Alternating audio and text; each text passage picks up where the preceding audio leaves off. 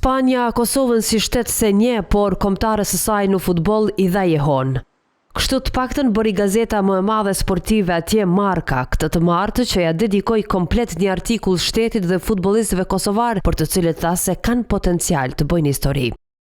Qysh në krye të artikullit përmendet ëndra e kahmoçme e lojtarëve që në rast të një kualifikimi të Republikës së Re në botrorin e këtij viti është i barabartë me vetësinë e vetë shtetit. Nëse shkojmë në Kupën e Botës, do ta festojmë atë sikur arritëm pavarësinë. Në përmbledhjen e gazetarit spanjoll, përmendet rrugtimi prej një dekade i kombëtares, që duke cituar edhe kolegë të tij nga Kosova, por edhe futbollistët më të njohur që luajnë për klube të mëdha, arritjen deri në këtë pikë e konsideron si diçka të paimagjinueshme vetëm pak muaj më parë. Për kombin Ballkanas raportoi edhe giganti mediatik BBC. Këtu përmendet fakti se qysh para 10 viteve Kosova nuk ishte luajtur kur një ndeshje kualifikuese për Kupën e Botës, kurse tash është veç 90 minuta larg kualifikimit për finalet e kësaj vere. Kurse e përditshmja britanike The Guardian theksin e vendos tek rrugtimi i kombëtares nga lufta dhe izolimi deri tek kjo finale para finales.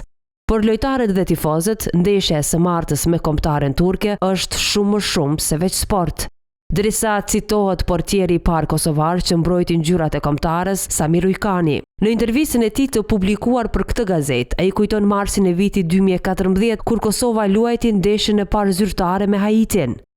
As nuk e njihnim njëri tjetrin. Mund të them padyshim se në fillim nuk i dija 50% të emrave të djemve. Ishte vërtet të vështirë, por në zemrat tona ne gjithmonë përpiqeshim të përmirësoheshim dhe të besonim te njëri tjetri.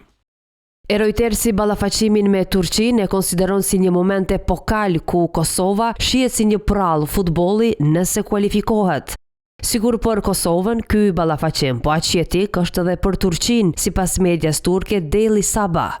Ndërsa Anadolu Agency sjell edhe një dimension interesant, duke theksuar miqësinë historike mes të dyja vendeve, pa harruar faktin se kombëtarja turke ishte ndër të parat që luajti me Kosovën para njohjes nga FIFA.